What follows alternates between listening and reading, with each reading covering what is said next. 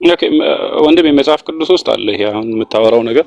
ስለዚህ እሱ አሁን መጀመሪያ ቁርአን ያምላክ ቃል ነው የሚለውን አረጋግጥልኝ። አሳየን። ይሄው እያረጋገጥኩልህ እኔ መጀመሪያ እስላማዊ ቲቺንግን አረጋግጥ እንጂ አሁን እኮ ወደ እኔን ለመጠየቅ አይደለም የምትመጣው።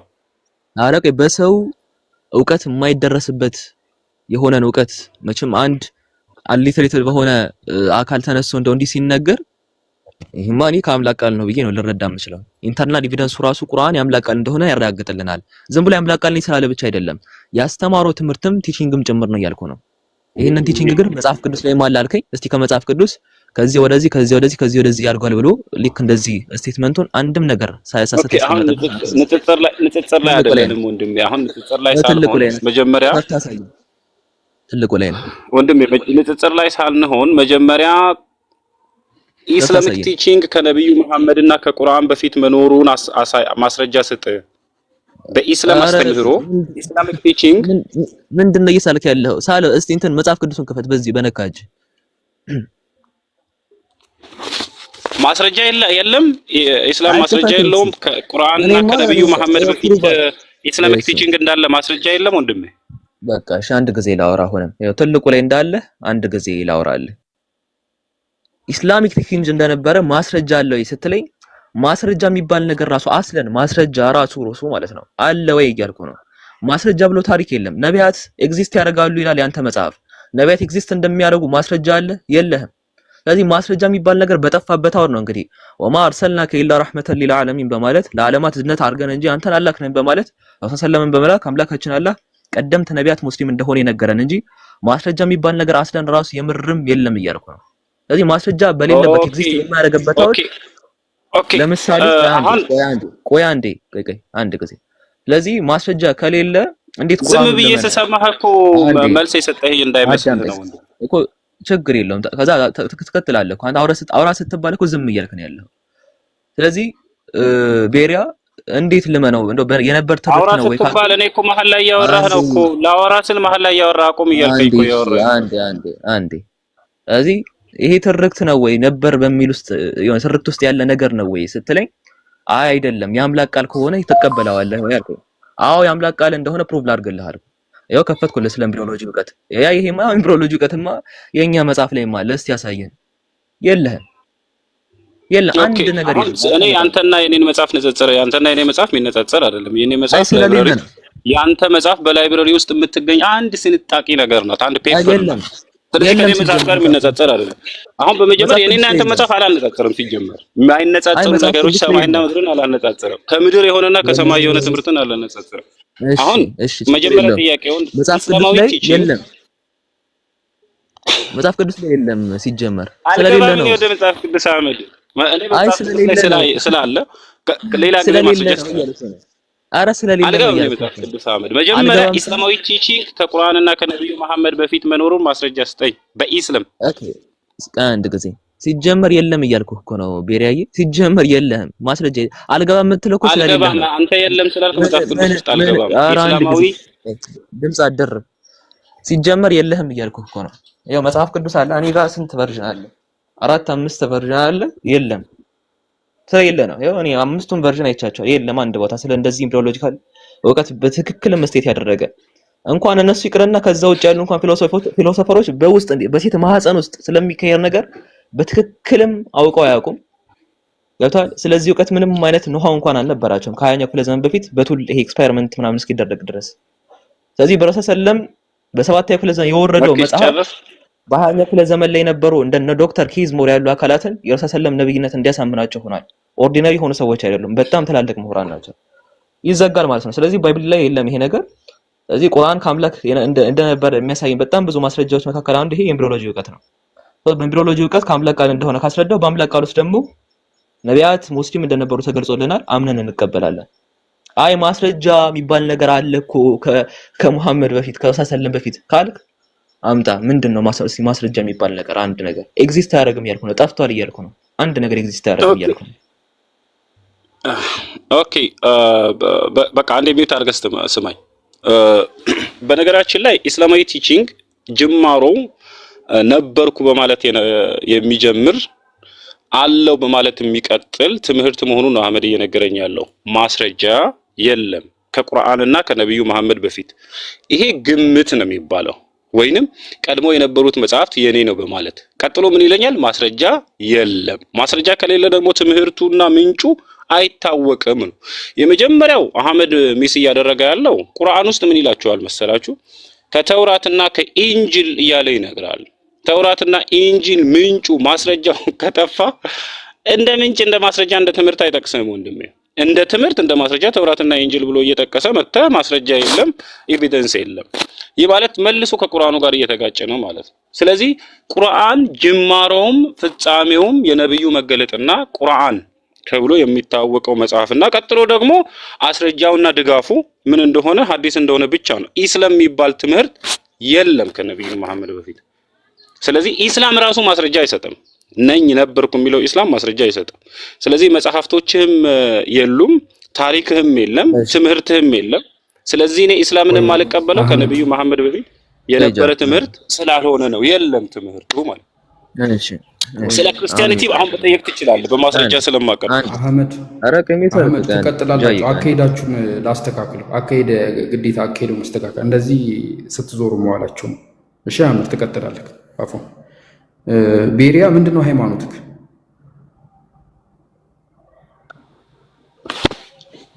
ክርስቲያን ነኝ። በኢየሱስ ክርስቶስ ሞትና ትንሣኤ ማመን፣ በነብዩ መሐመድ ማላምን፣ በቁርአን ማላምን ክርስቲያን ነኝ። እሺ ይህን እምነት ከየት ነው ያመጣው? መገለጡን ከተቀበሉት ሐዋርያትና ነቢያት እኮ። ግን ምንድነው ሶርስክ? ቅዱሳት መጽሐፍት። ኦኬ እነዛ ቅዱሳት መጽሐፎች አንተ የእግዚአብሔር ቃል ናቸው ብለህ ታምናለህ አይደለ? ናው በአንድ ሰው ላይ ስላልተጠለጠሉ የአንድ ሰው ምስክርነት ስላልሆኑ ከሶስት ሰው በላይ ያለ ምስክርነት ያለኝ መጽሐፍ ችግር የለውም። ከነሱ ውጪ ይሄንን እምነት እንድንመሰረት የሚያስችለን መረጃ አለ? ምናልባት ሪሶርስ አለ?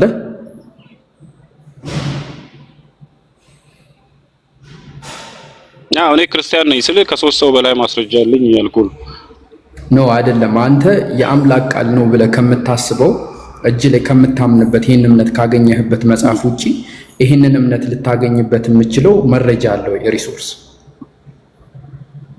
ትምህርቱ እንደነበረ ማስረጃ አለኝ። አሁን ያንተ ቁርአን ክርስትና የሚባል እምነት እንዳለ ማስረጃ አለኝ። ጨርስ። ኖ ያ አይደለም። እኔ ያልኩት ማስረጃ እየሰጠው ከመጽሐፍ ቅዱስ ውጪ ማስረጃ አላልከኝ? አዎ አለኝ። ኖ ኢስላሚክ ቲቺንግ በራሱ ክርስትና እንዳለ ማስረጃ ነው አይደለም። እኔ የጠየቅኩት ጥያቄ አሁን አንተ ያመንከውን አይነት እምነት ለማመን አሁን አንተ ካለክ መጽሐፍ ውጪ ሌላ ማስረጃ አለክ ወይ? ኦኬ ምንድነው ማስረጃክ? ያንተ መጽሐፍ። የኔ መጽሐፍ የአምላክ መጽሐፍ ነው ብለህ ታምናለህ? አይደለም፣ እንደ ማስረጃ እንጂ እንደ አምላክ መረጃ አይደለም እየነገርኩህ ያለው። እንደ ማስረጃ የአምላክ መረጃ አይደለም። ቁርአን እንዴት እኔ እምነቴን እመሰርትበታለሁ? ኖ አይደለም። ለምሳሌ የአይሁድ ታልሙድ አለ። ታልሙድን በእምነቴን አልመሰርትበትም፣ ቁርአንም እንዲሁ። ቆይ ስለዚህ ማስረጃ እየሰጠው ነው። ቤሪያ መረጃና ማስረጃ አለ። መጀመሪያ መረጃና ማስረጃ አለ። መረጃ አይደለም የጠየቁ ማስረጃ፣ ኤቪደንሲ፣ እውነተኛ ማስረጃ፣ ውሸት ሳይሆን እውነተኛ ማስረጃ የምታምንበት።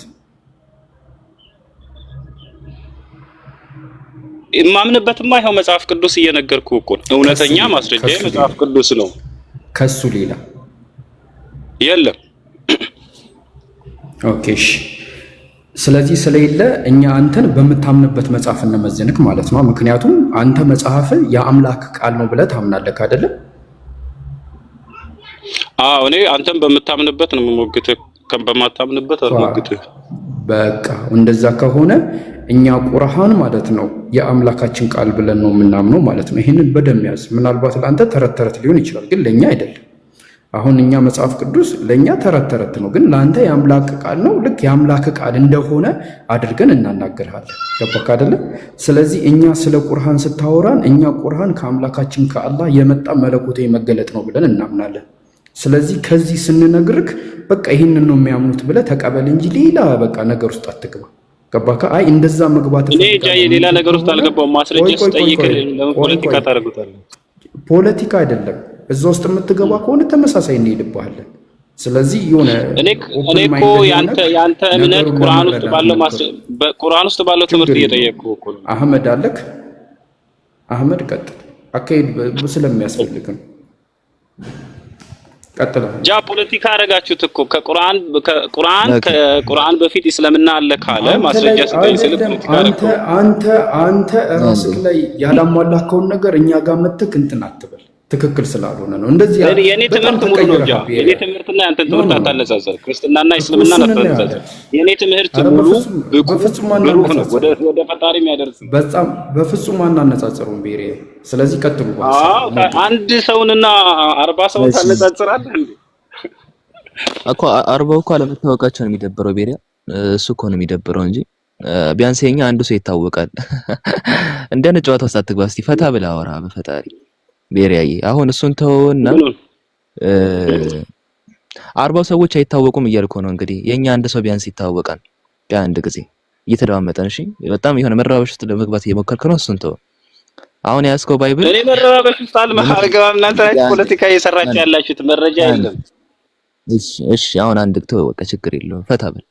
አሁን ያስከው ባይብል ሙሴ ኤግዚስት እንደሚያደርግ ማስረጃ ይሆናል። ስለ ኢስላም መጀመሪያ ጨርስ። እኔ ላይ ፖለቲካ አትሰራማመድ። መጀመሪያ ኢስላማዊ ማስረጃ የለኝም ብላ የለም እያልኩ ነው። ማስረጃ የለም። በቃ ኢስላማዊ ማስረጃ ከሌለ እኔ ሙስሊም አልሆንም። በቃ ወንድሜ እግዚአብሔር ይባርክ። በጀምር ማስረጃ የለም እያልኩ ነው። ቤሪያ አረ ማስረጃ ራሱ የሚባል ነገር የለም እያልኩ ነው። እኔ ሲጀመር የሌለ ማስረጃ አምጣ ከየት ነው የምትለኝ? ሲጀመር ማስረጃ የለም እያልኩ ነው። ማስረጃው ከሌለ ቁርአን በራሳችሁ መጽሐፍ ኢንጂልና ተውራት ብሎ እንዴት ይጠቅስልሃል?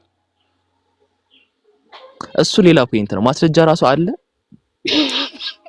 ማስረጃ ሳይኖር ተውራት አለች እያለ አላህ ይጠቅስልሃል።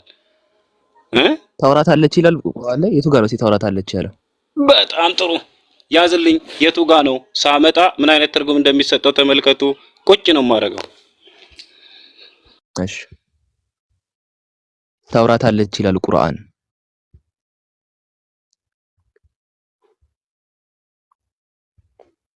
ቡምቡም አሁን አህመድ ነው ቡምቡም የሚለው መስለኝ። አሁን ዛሬ ቡም የምናደርገው እኛ ነን።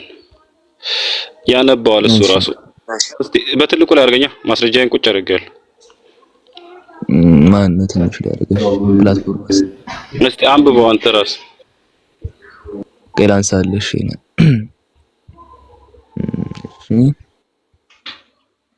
አንብበው ባንደበት። እሺ ችግር የለም። እርሱም ዘንድ ተውራት እያለች በውስጧ ያለ ፍርድ ያለባት ስትሆን እንዴት ያስፈርደዋል? ከዚያም ከዚህ በኋላ እንዴት ይሸሻሉ? ለዚያ በፍጹም ምዕመናን አይደሉም ይላል።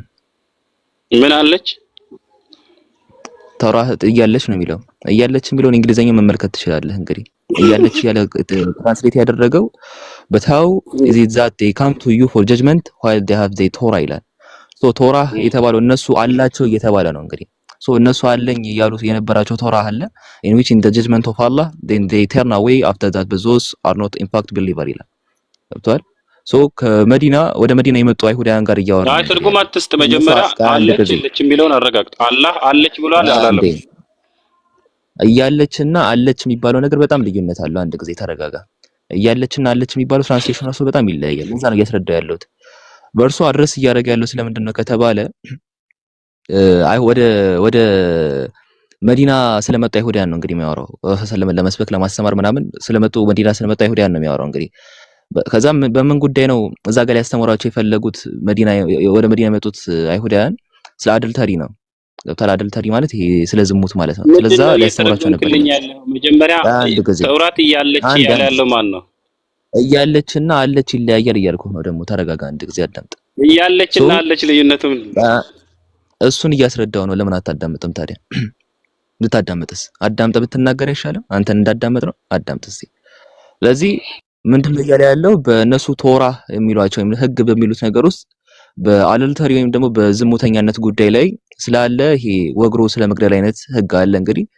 ሶ በዛ ጉዳይ እንግዲህ ረሱል ሰለም ጋር ፍርድን ለማግኘት ሲመጡ አምላካችን አላህ ምን ብሎ ተናገረ? እነሱም ዘንድ ተውራት እያለች አለች አይደለም ያለው፣ ተውራት እያለች እነሱ ጋር ህጉ እያለ ዳይሬክትሊ በውስጡ ያለ ፍርድ ያለባት ስትሆን እንዴት ያስፈርዱሃል? ከዚህ በኋላ ደግሞ እንዴት ይሸሻሉ? እነዚያም በፍጹም ምዕመናን አይደሉም ማለት ገብቷል። የአላህ ጀጅመንት አለ። እንግዲህ የአላህ ጀጅመንት ከምርም ደግሞ ከጥንትም ደግሞ የነበረው ለዝሙተኛ መወገር የሚባለው ጀጅመንት ነበረ። ያ ጀጅመንት በእነሱ መጽሐፍ ውስጥ ራሱ እያለች ስለምን አንተን ሊያስፈርዱ ይመጣሉ ነው እንግዲህ ረሱል ሰለላሁ ወደ መዲና ማነው አይሁዳን ወደ መዲና መጥተው እንግዲህ ረሱል ሰለላሁ ሊፈርዱላቸው ስለመጡ ነው የሚያወራው እንጂ ተውራት አለች የሚል ነገር አሁንም ልታመጣ አትችልም። እያለችና አለች የሚባለው ነገር ልዩነቱ ይሄ ነው። እያለች የተባለው እንግዲህ ስለ ህጋቱ ለማውራት ፈልጎ ነው፣ ማለትም ስለ ጀጅመንቱ ስለ ዝሙተኛ ስለ መግደሉ ለማውራት ፈልጎ ነው። አለች ከተባለ ግን የምርም አንተ ኤክስፕሬሽን ትክክል ይሆናል ማለት ነው። ገብቷል? እነሱ ተርናዌ እንዳደረጉ ነው እያወራ ያለው። እዚህ እያለችና አለች ይለያያል። እንግሊዘኛው መመልከት ይችላል እኮ ለዛ ነው። but how it is that they come to you for judgment while they have the Torah ይላል። እዚህ እያለቻቸው ነው ለነሱ ያለቻቸው ነገር አለ። ምንድነው ይሄ? የውግራቱ አንቀጽ ነው። ስለ ህግጋቱ አንቀጽ ስለ ውግራቱ አንቀጽ ለማውራት ተፈልጎ ነው። እና ተመለስ አሁን ኦኬ። በነገራችን ቶራ አንዴ በቃ አንዴ ይቅርታ ጋር አስቆም። በቃ አንድ ጊዜ ላስቆም። አሁን መልሱ ከተመለሰልህ በኋላ እሺ፣ እና ተመለስና አዳምጠኝ። ስለዚህ ስለ ህግጋቱ ነው እሺ የሚያወራው። ከታችም ስለ ህግጋቱ ነው የሚያወራው። ህግጋቱ ምንድነው? በአደልተሪ ጉዳይ ስለ ስታኒንግ ነው የሚያወራው። አደልተሪ በዝሙት ጉዳይ ስለ ውግራት ነው። ያ ውግራት የምርም መጽሐፋቸው ላይ እንዳለ እያወቁ ረሱል ሰለላሁ ዐለይሂ ወሰለም ጋር መተው ወደ መዲና ስለ ዝሙት ህግ ይጠይቁታል። ለምንድነው ከአላህ ህግ የሚያፈገፍጉት? እነሱ ዝሙተኛ እንደው ስለሞገር አያውቁም ምን እያለ ነው አምላካችን አለ እያስተማረ ያለው። ኮንቴክስቱን መረዳት ትችላላችሁ። እሺ በይራ አለ ልናገር ወንድሜ። እሺ አሁን ከቁርአን ምናምን ከምትለው እሺ ቁርአን የሚባለው ነገር ለሙሴ ማስረጃ ይሆናል ለአንተ? ይሄን ክፍል ልናገር መጀመሪያ። ከታች ያለ ሙስሊምም ክርስቲያንም ሐሳቡ በደንብ ብሩህ ሆኖ ይቀመጥልን። ልናገር ያመጣሁትን ማስረጃ አንድ ጊዜ አንዴ ቁርአን ማስረጃ ይሆናል። ይሄ ሁሉ እኮ ነገር የሚመጣው እኮ እዚህ ጋር በፈጣሪ ስም በጣም ብዙ ነገር እኮ አልፈን ነው ቤሪያ። ቁርአን ራሱ ላንተ ማስረጃ ይሆናል ስለሙሴ። ቆይ መጀመሪያ እኔ ተውራት እንዳለች ማስረጃ እየሰጠው ነው። ቁርአንማ የምን ማስረጃ ይሆናል ወንድም? አይሆንም። እሺ ስለዚህ በቁርአን ማስረጃ ይሆናል። ስለዚህ ቁርአን ማስረጃ አይሆንም። እሺ ችግር የለውም። አይ ላንተ አይሆንም፣ ለኛ ደግሞ ይሆናል። ላንተ ትምህርት ነው አንደኛ እሺ ቁርአን ማስረጃ ቁርአን ማስረጃ አይሆንም። አንደኛ ባይብል ማስረጃ ይሆናል ለሙሴ። ንጽጽር ላይ አይደለንም። መጀመሪያ ቁርአኑን ኢስላሚክ ቲቺንጉን እንጨርስ። የገባኸው የት መሰለህ? መጀመሪያ ኢስላሚክ ቲቺንጉን እንጨርስ ወንድሜ። እዚህ ጋር አንድ ጊዜ ባይብል ማስረጃ ይሆናል። ባይብል አንድ ሰው አይደለም እኮ የተንጠለጠለ ወንድሜ ነው። ባይብል አንድ የሆነ ነብይ የሚባል ለምሳሌ የሆነ ተገለጠልኝ ያለ ሰው ላይ አይደለም የተንጠለጠለው። ባይብልም ማስረጃ አይሆንህም። ሁለተኛ ሶስተኛ ሌላ ማስረጃ አለ? ማን ነው ባይብል ማስረጃ አይሆንህም የሚለው? ለአንተ ትምህርት እንኳን ምን ጮህ የለ እንደ ባይብል። እኔ በቃ ችግር የለም ባይብል። እሺ ሌላ ማስረጃ አለ ወንድሜ? ባይብል የእምነቴ መሰረት፣ ያስተምሮዬ ምንጭ፣ የዘላለም የህይወት መንገዴ ነው መጽሐፍ ቅዱስ። ስለዚህ አሁን አንተ ባይብል መረጃ አይደለም በሚለው ቃል የሚመዘን አይደለም። ሙሴ አይደለም ሙሴ በሐሳቤን ልጨርስ። ሙሴ አረጋን ተረጋጋ።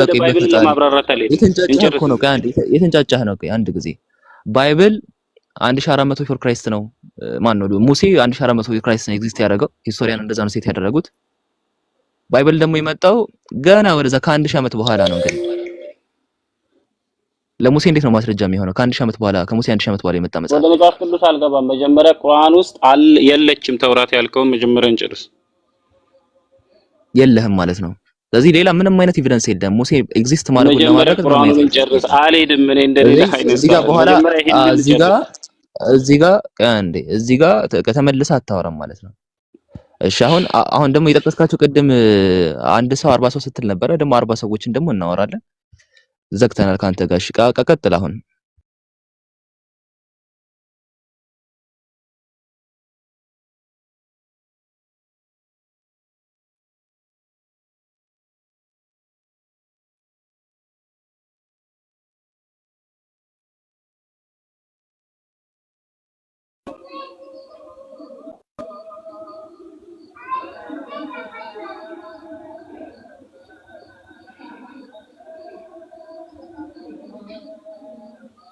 ገቤት ነው ያለው። አሁን እኮ በቃ እዚህ ጋር ተመለሳለሁ እኮ እዚህ ጥቅስ ላይ።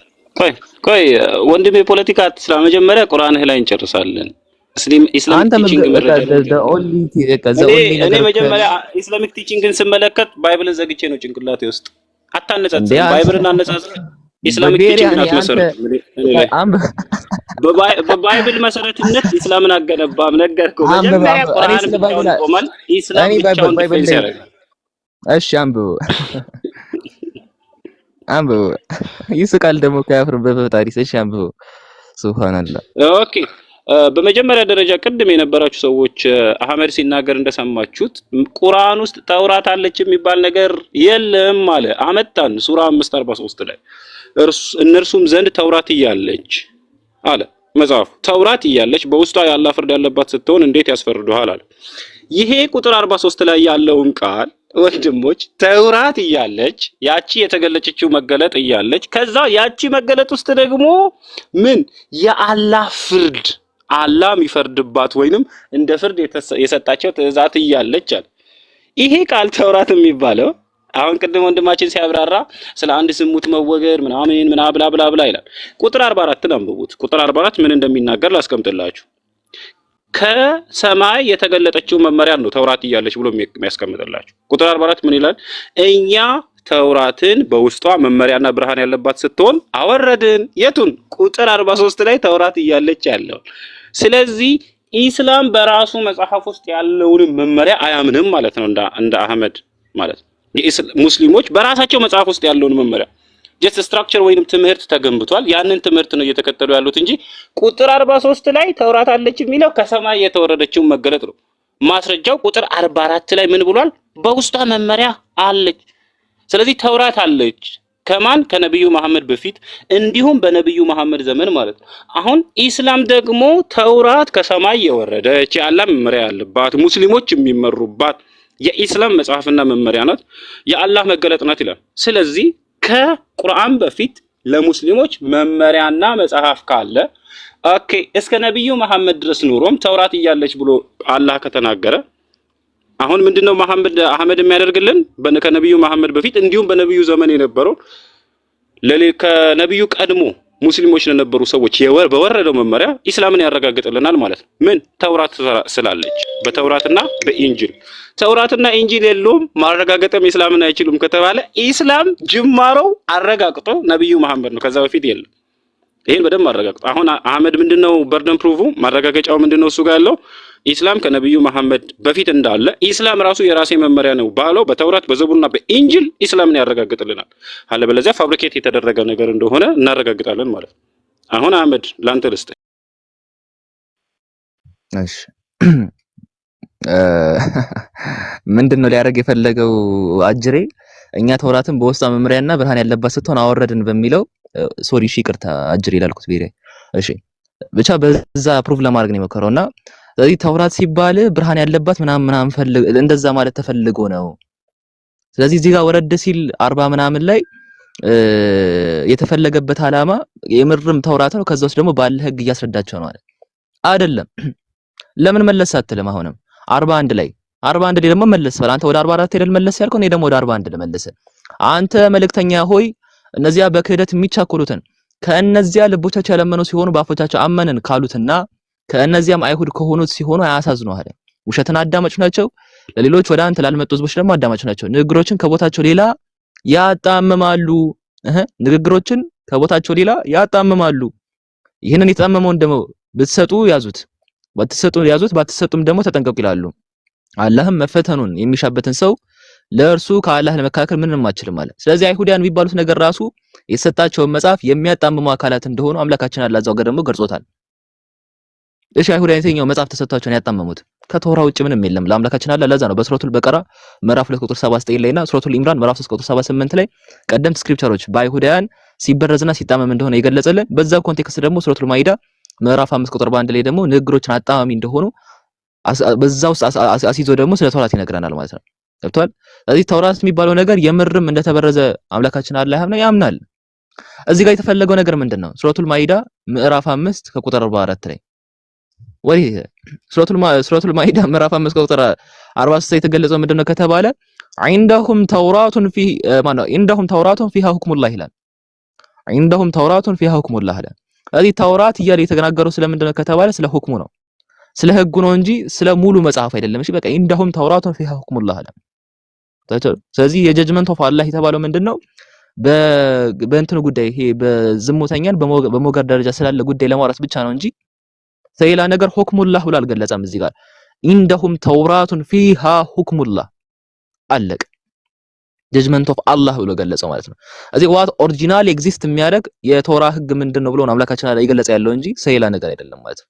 አለቅ ተመረስ ቢሪያ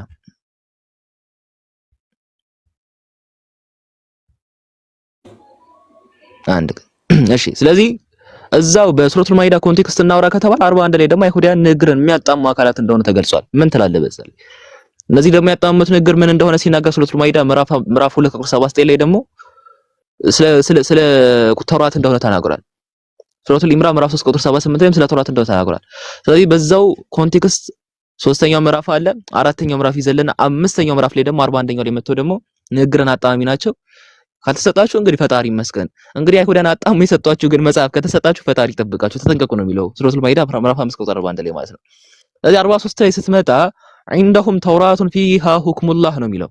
በሁክሙላህ ማለትም በአላህ ሁክም ዙሪያ ነው እንግዲህ እነሱ ተውራት አላቸው የተባለው እንጂ በጥቅሉ ተውራት አላቸው እየተባለ አይደለም። ስለዚህ አለች ሳይሆን ደግሞ እያለቻቸው ነው እያለ ያለው። ተውራት አላቸው ራሱ ሲጀመር አይደለም ገብቷል። ስለዚህ ሁክሙላህ የተባለው ነው እንግዲህ ተውራት እያለ ያለው እንግዲህ እዛ ጋር በጥቅሉ ተውራት የተባለ ያ ነው እየተባለ አይደለም። ተፍሲር ኢብኑ ከሲርን አጣባሪን አልቁርጡቢን እዚህ ጋር ልከፍትልህ እችላለሁ። 3 መጽሐፍ ማለት 3 መጽሐፍ የከፍቻቸዋለሁ። ሶስቱም ስለዛ ነው የሚያወሩት። ኤክስፕሊክትሊ አምላካችን አላህ ሴት ያደረገው ምንድነው? ሱረቱል ማኢዳ ሱረቱል በቀራ ምዕራፍ 2 ቁጥር 79 ሱረቱል ኢምራን ምዕራፍ 3 ቁጥር 78 ላይ የምርም እንደበረዙት ነው ተውራት የተባለውን ነገር ገብቷል። በትክክልም ደግሞ እንደበረዙት ነው። እዚህ ጋር ግን ፓርት ኦፍ ተውራት ነው እዚህ ጋር አምላካችን አላህ እየገለጸ ነው ያለው።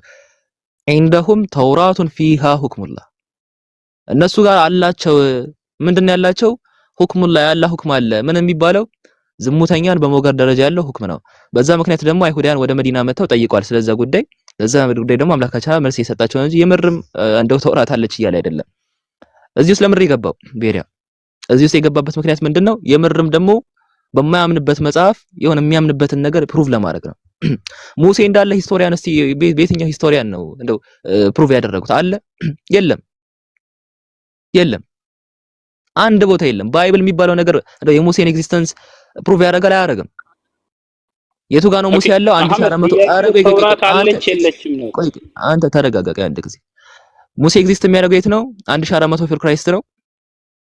መጽሐፉ የመጣው መች ነው? ከ1000 ዓመት በኋላ ነው።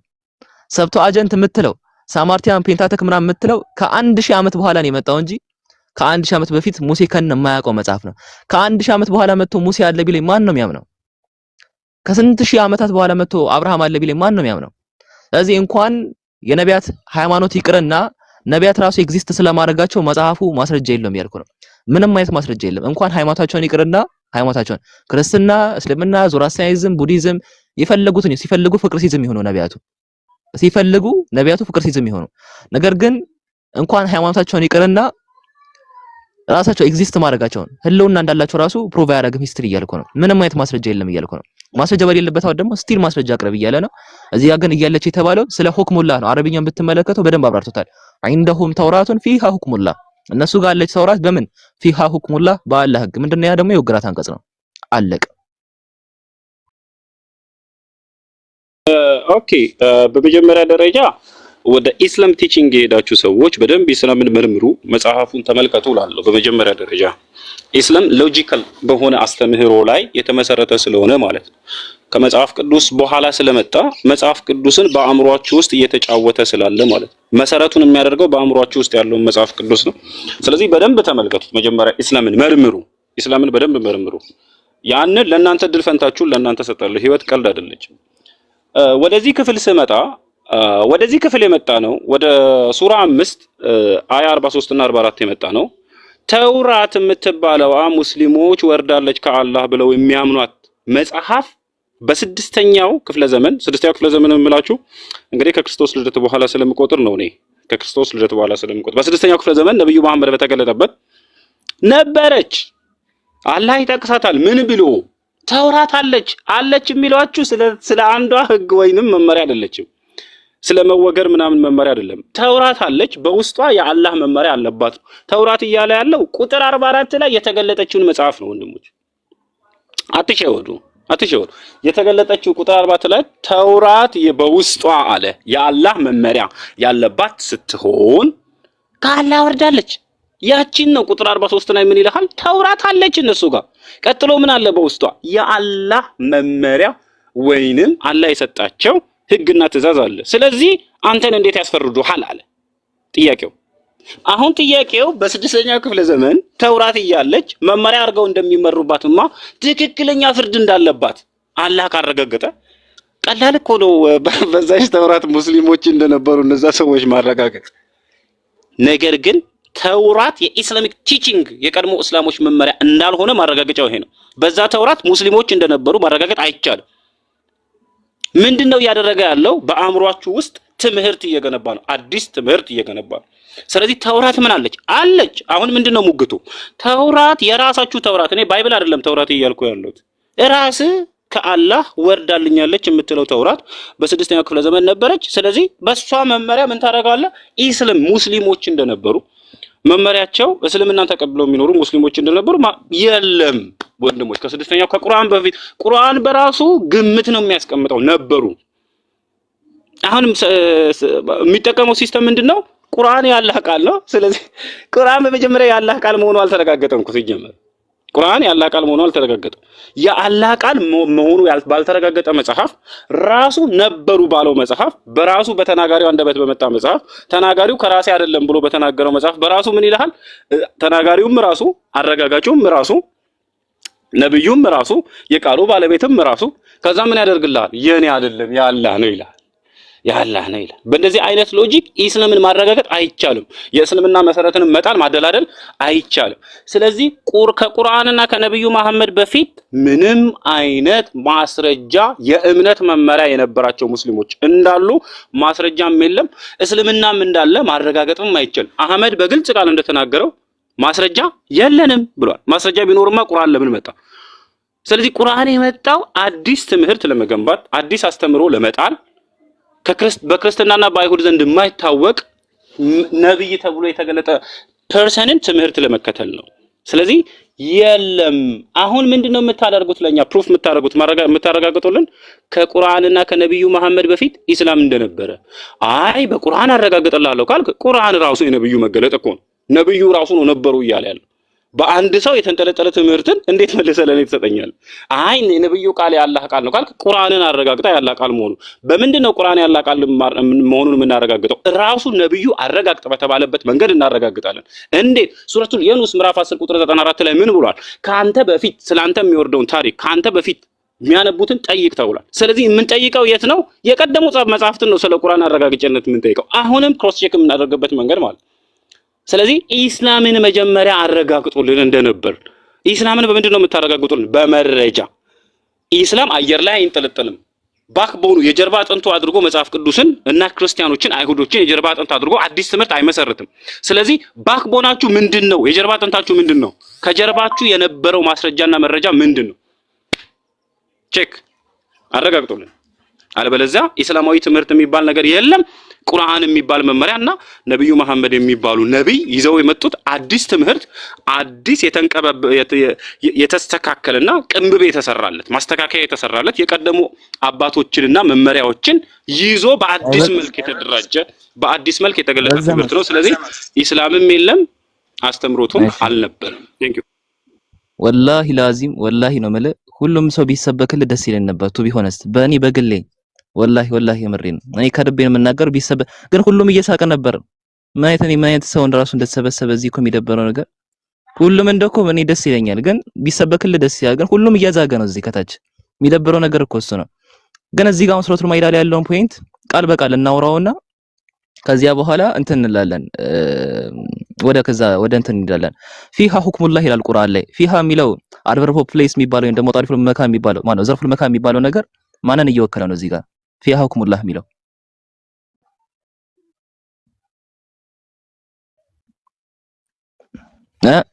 ቤሪያ መልስ ሚውትን አንሳን። ቤሪያ ሚውትን አንሳ። ፊሃ ሁክሙላህ የሚለው ማስረጃ ሀስተኝ ወንድም እኔ ካለ አንተ ምንም የምሰጠው ማብራሪያ የለም። አይ ማስረጃህን ከሌለ ኢስላም የለም ብዬ አታውቅም። በቃ ኢስላም የለም ሚዩት አድርግ በቃ አታውቅም። ሚዩት አድርግ። ኢስላም ማለት ኧረ ትስቃለህ ጭራሽ አንተ አታፍርም። እሺ ሚዩት አድርግ። እሺ አሁን እዚህ ጋር አንዴ እዚህ ጋር ተውራት የተባለው ነገር ፊሃ የሚለው ነገር የሚወክለው ተውራትን ነው።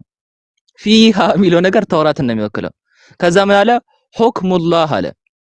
ሁክሙላህ አለ የአላህ ህግ ብሎ ደግሞ አስቀመጠ። ስለዚህ እዚህ ጋር የተገለጸ ያለው ተውራት ሲል ስለዛች የአላህ ህግ ነው። የአላህ ህግ የተባለው ደግሞ ምንድነው? ስለ ሞገር የሚያወራው ነው እንጂ ስለ ሙጹ መጽሐፍ አይደለም። አለቀ። ስለ ሙሉ ፊሃ የሚለው ነገር የተገለጸው አድቨርብ ኦፍ ፕሌስ የተገለጸው ስለምንድነው? ስለ ተውራት ለማውራት ነው። እንግዲህ ተውራት የተባለው ደግሞ አድቨርብ ኦፍ ፕሌስ ደግሞ የመጣበት ስለምንድነው? ስለ ሁክሙላህ ለማውራት ነው። ያ ሁክሙላህ የተባለው የአላህ ሁክም ደግሞ የተባለው ምንድነው? ስለ ውግራት የሚያወራው ነው። ስለ ውግራት ደግሞ የሚያወራው ደግሞ ሁክም ደግሞ የአላህ ህግ ነው፣ የታወቀ ነው። ስለዚህ አምላካችን አለ ስለ ሙሉ መጽሐፍ ሳይሆን የሚያወራው እዚህ ጋር እያወራ ያለው ስለምንድነው? ስለ ሁክሙ ነው። ገብቷል? ስለ ህጉ ነው የሚያወራው። ስለዚህ እዚህ ጋር ተውራት የምርም አለች ለሚለው ነገር ማስረጃ አይሆንም። አለች ሳይሆን እያለ ያለው እያለች ነው ያለው። ስትዋሽ ነበር ቅድም። እያለች ነው ያለው እንጂ አለች አላለም። ገብቷል? ስለዚህ ፊሃ ሁክሙላህ ሲል ፊሃ ተብሎ የተገለጸበት ወይም ደግሞ ኢን ኢት ተብሎ የተገለጸበት ዘርፉል መካን አድቨርብ ኦፍ ፕሌስን ነው የሚያመለክተው። ሶ ይሄ አድቨርብ ኦፍ ፕሌስ ደግሞ በተውራት ስላለው ህግ ነው እንጂ ስለ ሙሉ ተውራቱ አያወራም ማለት ነው። እንደዚህ ነው የምትደረጉት ማለት ነው። እንዲህ አይነት አርጊውመንት ካሁን በኋላ ይዛችሁ የምትመጡ ከሆነ እንደዚህ ትደረጋላችሁ። ምንም አይነት ማስረጃ ስለሌለው ማለት ነው። ይዘጋል። ፖይንቱ ተዘጋ። እዚህ ጋር አሁን ይሄንን ተወና ያለችና አለች ልዩነቱ ምንድነው? አንዴ ሚዩት አድርግ። አሁን ተረጋጋ። እኔ ተረጋግቻለሁ። መልስ ከታች ያሉት የሚስቁት ሙስሊሞች ናቸው። ሚዩት አድርግ እኮ ይስቃሉ። ስለዚህ ያለችና አለች ልዩነቱ ምንድነው? እያለች እኮ የግሪክ ኧረ ሚዩት አድርግ ተረጋጋ። እኔ እኮ አዳመጥኩ አንተን። ፊሃ ሁክሙላህ ሲል ፊሃ የሚለው ነገር በተውራት በኩል ሲመጣ የተወከለበት ነገር ምንድነው? ሁክሙን ነው። አድቨርብ ኦፍ ፕሌስ ወይም ደግሞ ዘርፉል መካኑ የተወከለበት ሁክሙን ነው እንጂ ሙሉ መጽሐፉን አይደለም። ሶ እያለች ያለው ህጉን እንጂ ሙሉ መጽሐፉን አይደለም። እናመሰግናለን። ስለዚህ ግራማቲካሊ ቁርአን የወረደበትን ግራመሩ ራሱ ስትመለከት አረብኛውን አንተ አታውቀውም፣ እኔ ልንገርህ። ተማር በቃ አንዳንድ ጊዜ ተማር፣ ወስነህ ግባ እስቲ በቃ ተማር። እዚህ የተገለጸበት ነገር ስለምንድነው? ስለ ቆይ አንድ ጊዜ አንዴ ስለ ሁክሙ ነው ማለት ነው። አለቀ። ገብቷል? አሁን ይሄንን ተይዘውና እንደለመደው እንግዲህ መጽሐፍ ቅዱስ መዝገበ ቃላትን ከፍትና ስለነ 40 ሰዎች እናወራለን። ከሙሴ 1000 ዓመት በኋላ የመጡት 40 ሰዎች አሉ። ፊሃ ሁክሙላህ ሲል ጋር ፊሃ የተባለው እዛ ጋር በተውራት የተገለጸው ስለ እንትኑ ነው፣ ስለ ህግጋቱ ነው። እሱን ጨርሰናል። አሁን 40ዎቹ ኦኬ አልጨረስንም። አንዴ ትልቁ ላይ አድርግ። 40ዎቹ ሰዎች አሉ። 40ዎቹ ትልቁ ላይ አድርግ። መጽሐፍ ቅዱስ መዝገበ ቃላት አንዴ ትልቁ ላይ አድርገኝ። ከአንድ ጊዜ እንጂ አሁን ትልቁ ላይ ምንድነው የምትሰራው?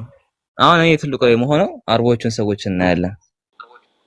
ቆይ ወንድሜ ተውራት እያለች የአላህ መመሪያ ያለባት ሲሆን ይላል። የአላህ መመሪያ የተባለው ምንድነው? ወንድሜ ወደ መጽሐፍ ቅዱስ አንሄድም። መጀመሪያ ተውራት አለች የሚለው ስለ መጽሐፏ ነው ወይስ አይደለም? ያንተ ታሪክ ተዘጋ እኮ ያንተ ታሪክ ተዘጋ። እንዲህ ሊሆን ነው። መልስ አለን ግን ለማንም አንሰጥም ሊሆን ነው። ቆይ ትልቁ ላይ አድርገኝና ልጠይቅ፣ ቃል በቃል ልጠይቅ። ትልቁ ላይ አድርገኝ። መጀመሪያ ቁርአኑን እስላማዊ ቲቺንጉን ተያዘ። ዘፍጥረትን የጻፈው ማን ነው? 40ዎቹን ሰዎች እናያቸው። መጀመሪያ ቁርአን ላይ ጨርስ። ዘፍጥረትን የጻፈው ቁርአን ላይ ጨርስ ወንድሜ። ማን ነው ዘፍጥረትን የጻፈው? አንዴ ቁርአን ላይ እንጨርስ ወንድሜ። ቁርአን ላይ እንጨርስ። አይታወቅም። ዘጸአትን የጻፈው ማን ነው? ቁርአን ላይ እንጨርስ። እኔ የጀርባ አጥንት አልሰጥም። እንድትቆም የጀርባ አጥንት አልሰጥም። መጽሐፉን የጀርባ አጥንት አላደርግም። እንድትመሰረትበት እድል አልሰጥም። አሁን ቁርአን አይታወቅም። ዘሁልቁን የጻፈው ማን ነው? ቁርአን ዘዳግም የጻፈው ማን ነው? ኢስላሚክ ቲቺንግም የለም። አሁን እንቀጥላለን። እሺ በቃ ይኸው እንዳለ የመለሱ ነው። አንተ ባትመልስ ከታች ይመልሳሉ። ኢያሱን የጻፈው ማን ነው?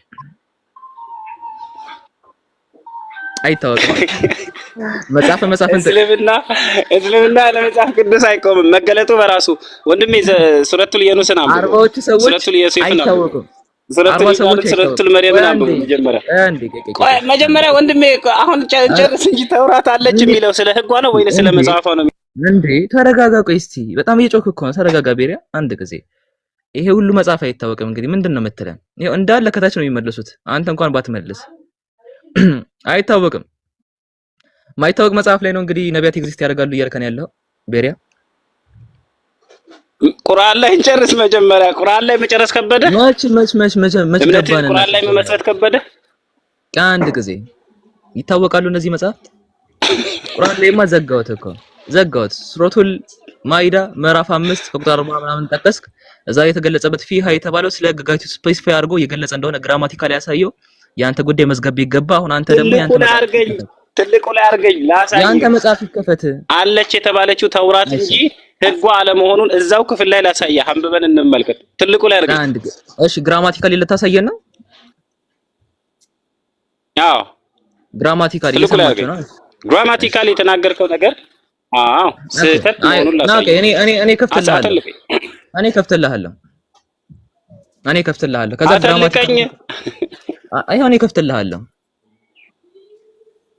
ግራማቲካሊ ታሳየናለህ። እኔ ግራማቲካሊ አረብኛውን ያሳየው ሳይሆን ግራማቲካሊ ፊሃ የተባለው ስፔሲፊካሊ ስለ ህግ ስለማለት ነው ስለሙሉ መጽሐፍ አይደለም ብዬ አሳይቻለሁ። አሁን እዚህ ጋር አሳየን ግራማቲካሊ ወከይፈ يحكمون የሚለውን አሁን አስረዳን። ወንድሜ በአማርኛ አድርገው እንጂ አረብኛ ውስጥ መደበቅ አትችልም። አማርኛ ላይ ወይ እንግሊዝኛ ላይ አድርገው። ግራማቲካሊ ከሰየው ነው እንደዛ ነው።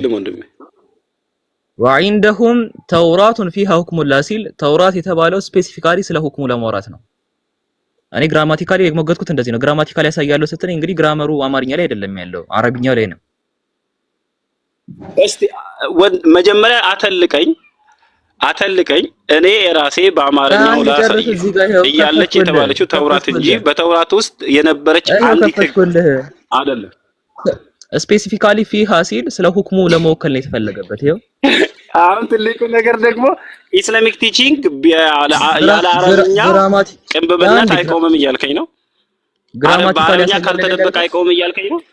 ግራማቲክ በፈጣሪ ስም ጤነኛ አይደለም እንዴ? መጀመሪያ ራሱ መጽሐፉ የመጣው በአረብኛ አይደል እንዴ? እስቲ ያሳየን በአረብኛው ላይ።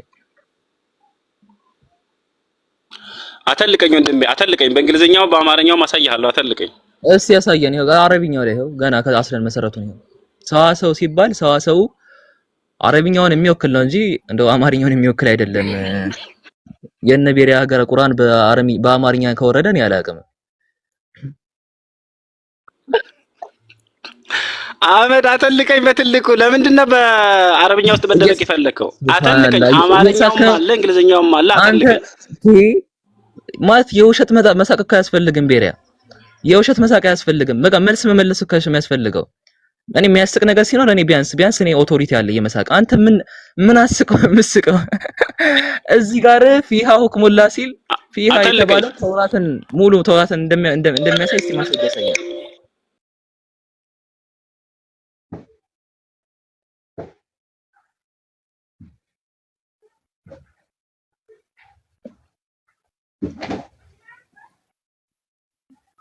ቤሪያ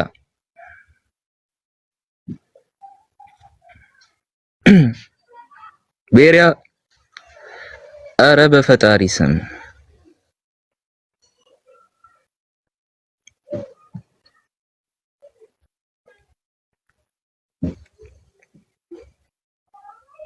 ወጣውን።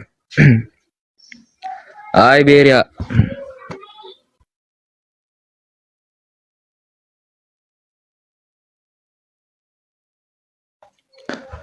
እሺ በቃ ለዛሬ ጀለስ ይብቃው ወይስ አንድ እድል እንስጠው? ሶስተኛ እድል እንስጠው መሰለኝ። ሶስተኛ እድል እንስጠው ወይስ ይብራበት? በቃ ይብራበት። በቃ ካሁን በኋላ እስቲ ቀይ ክርስቲያኖች ግን ታዘቡ፣ የምር ታዘቡ። ባይብል ላይ ስንት ነገር ትቶ እንደሄደ ብታውቁ። ስንት ነገር ቤሪያ መመለስ አለ በባይዘ በጣም ብዙ ወደ አለብህ። አርባዎቹ ሰዎች ይለኛል እንደ ቤተሰብ ጨዋታ አርባዎቹ ሰዎች ብሎን። ኧረ በፈጣሪ ስም እሺ እሺ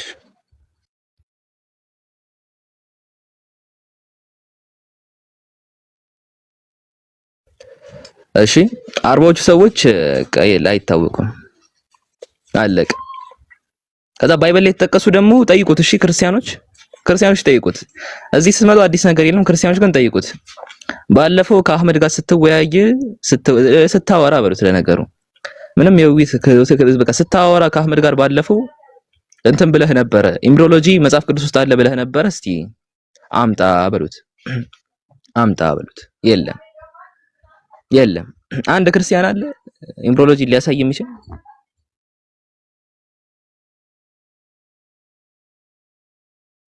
ኦኬ ሶሪ። እና ያንን ነው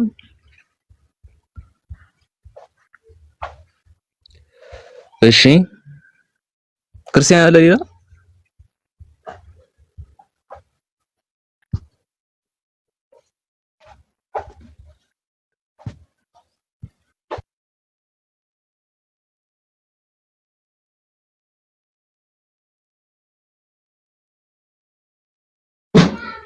ኦኬ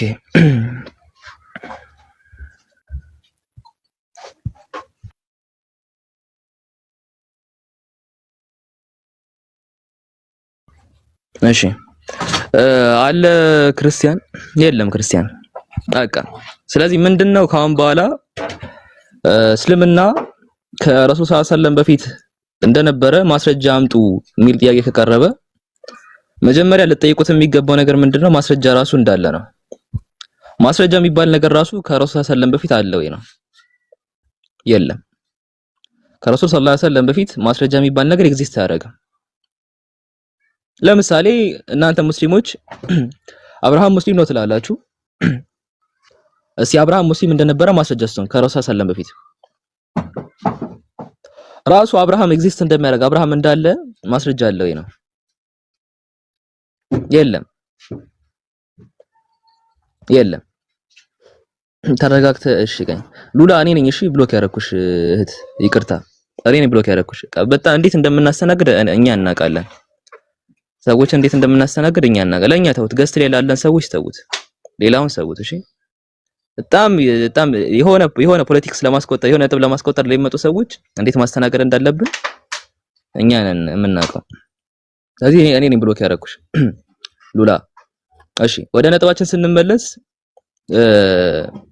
እስልምና ከረሱል ሰለላሁ በፊት ነበረ ለሚለው ማስረጃ ይፈልጋሉ። ማስረጃ ግን የምርም ኤግዚስት ያደርጋል ከተባለ ማስረጃ የለም። ኤግዚስት አያደርግም። ማስረጃ ራሱ አስለን ማስረጃ ራሱ ኤግዚስት አያደርግም ሲጀመር። ስለዚህ ማስረጃችሁ ምንድነው? መጽሐፍ ቅዱስ ነው። መጽሐፍ ቅዱስ ለምሳሌ ስለ ሙሴ ቢያወራ ከሙሴ ከ1000 ዓመት በኋላ ነው የመጣው። ከአብርሃም ደግሞ ሌላ ዓለም በጣም ብዙ ሺህ ዓመት በኋላ ነው የመጣው። እንዴት ነው ለሙሴ ማስረጃ የሚሆነው? በሰዓቱ የሆነ ማስረጃ አለ ወይ? የለም አንድም ነገር። ስለዚህ ማስረጃ የሚባል ነገር የምርም ራሱ የለም። ታዲያ እንዴት አመናችሁት? ቁርአን የአምላክ ቃል ስለሆነ። ቁርአን የአምላክ ቃል እንደሆነ በምን አረጋገጣችሁ ከተባለ እንግዲህ በውስጡ የሚገኘው ተአምር ነው። በውስጡ በሚገኘው ተአምር ውስጥ ለምሳሌ ስለ ኤምብሪዮሎጂ ብንጠቅስ በኤምብሪዮሎጂ ያለው ቲቺንግ በሰው ልጆች ሊደረስበት የማይችል በ7ኛው ክፍለ ዘመን የነበረው እውቀት ነው። በዚያ ምክንያት ነው እንግዲህ እንደ ዶክተር ኪድ ሙር ያሉ አካላት በዚያ ጉዳይ ሲያስተምሩና ሲያብራሩ ይህ የምርም ከአምላክ ካልሆነ በስተቀር ከማንም ሊሆን አይቻልም። ምክንያቱም ይሄ እውቀት ከ20ኛው ክፍለ ዘመን በፊት በማንም ዘንድ አልነበረም ብለው የተናገሩት። እንደዛ ይዘጋል። እሺ ቤሪያን አደደለ እንስተው።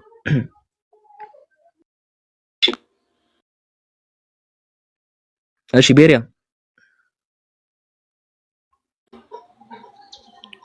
ኦኬ አህመድ ስላረጋገጥክልኝ ሰዎች አይኖቻቸው ይከፈታል። በነገራችን ላይ ኢስላም ከቁርአን በፊት ማስረጃ የለውም። እዚህ ጋር እሺ ያሳየን፣ ግራማቲካሊ ያሳየን። በዚህ አሁን አተልቀኝ እንዴ ግራማቲካሊ ያሳየን አንድ ጊዜ። ለምን አትረጋጋም ግን? በኋላ እኔ እኮ ትገርመኛለህ። እሺ ትልቁ ላይ አድርጉ። ይሄ ትልቁ ላይ ነው። እስቲ ግራማቲካሊ ያሳየን። አሁን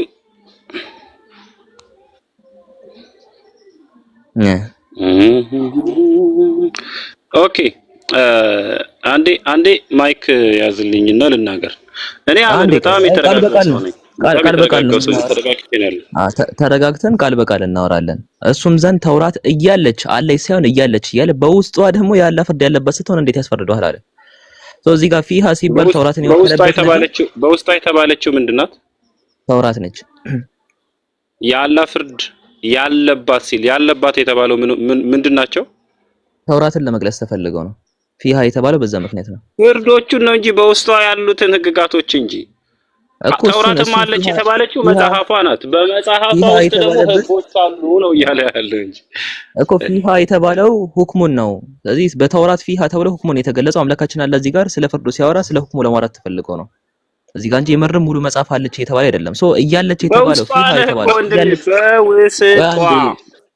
ስለ መጽሐፍ እያወራ መሆኑን አንዴ አረቀይ እያለች የተባለ የተገለጸበት ዓላማ የተፈለገበት ነገር ስለ ሁክሙ ነው እንጂ ስለ ተውራት አይደለም እያልኩ ነው።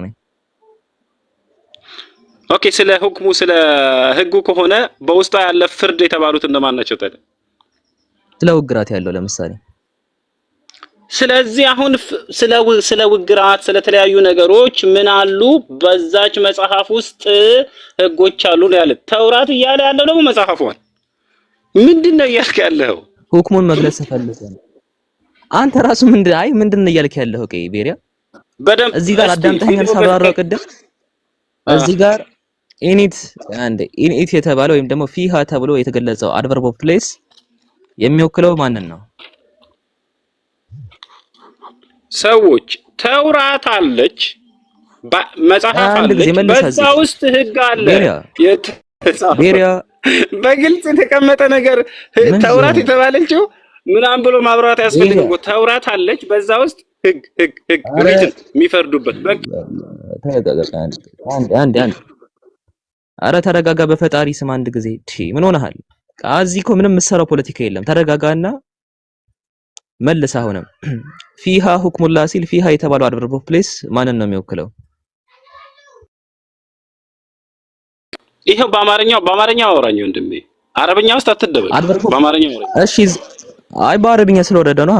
በአረብኛ መጠየቅ ሲጀመር አድቨርብ ኦፍ ፕሌስ ማንን እየወከለ ነው ያለው እዚህ ጋር? አድቨርብ ኦፍ ፕሌሱ ግን አህመድ ሙስሊሞች ስርዓት የላቸውም እንዴ?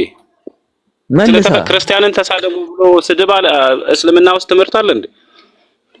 መልስ። አሁን ኮሜንታሮችን ተዋቸው። አይ እንድትነግራቸውና እህት ወንድሞች ስለሆኑ ስርዓት ያዙ እንጂ እስልምና አይና አስተምርንም በላቸው። ማንም አይነት አንቀጥለ ከተዋቸው ከታች ደግሞ የሚሳደቡ ክርስቲያኖች እንደማለት እኔ አሁን በእነዚህ ሰው ይሄንን ተውና በጣም እንደ አሰያፊ ትምህርት ነው እየተከተልኩ ያለው። እሺ እዚህ ጋር መልስ የለም። በጣም ስነ ስርዓት እያጣህ ነው። ፈጣሪ ተረጋጋና አሁን ምን የነገርኩህ ነው እኮ አንዴ ይሄንን ነገር ተውና በቃ ባይብል ላይ ኤምብሪዮሎጂ ያለ ብለህ ደግሞ የተናገርከውን አሳያቸው እስቲ። እኔ በደንብ አሳያለሁ፣ ችግር የለውም። ባይብል ውስጥ ኤምብሪዮሎጂ መኖሩን እኔ በደንብ አሳያለሁ፣ ቃል በቃል አሳያለሁ። ስለዚህ ኢስላም ከቁርአን በፊት መረጃም ማስረጃም ትምህርትም ህዝበ ምዕመንና ተከታዮችም እንዳልነበሩ ታምናሃል ማለት ነው። ማስረጃ ስለሌለ ማስረጃ ሲጀመር የለም። አምላካችን አላህ ነው የመሰከረልን፣ አምላክ ነው የመሰከረልን። ስለዚህ ህዝብና ተከታይ ያልነበረ ከቁርአን በፊት ህዝብ እንደነበር ተከታይ እንደነበር ማስረጃ መስጠት ካልቻለ የለም ጅማሮ ኤቪደንስ የለም እያልኩ ነው።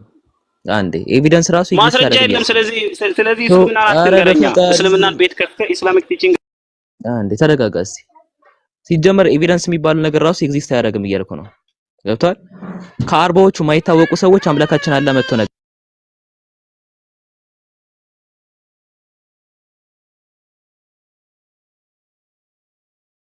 ሶሪ ኤቪደንስ የለም እያልኩ ነው። አሁን ክፈትና ባይብልን ኤምብሪዮሎጂን አሳየን። ኤቪደንስ ራሱ ኤግዚስት አያደርግም እያልኩ ነው። ኤቪደንስ ኤግዚስት አያደርግ ኤቪደንስ አምጣ ይላል። ይሄ ኬት ነው? አሁን ባይብል ላይ ኤምብሪዮሎጂን አሳየን። ቤሪያ ባይብልን ክፈትና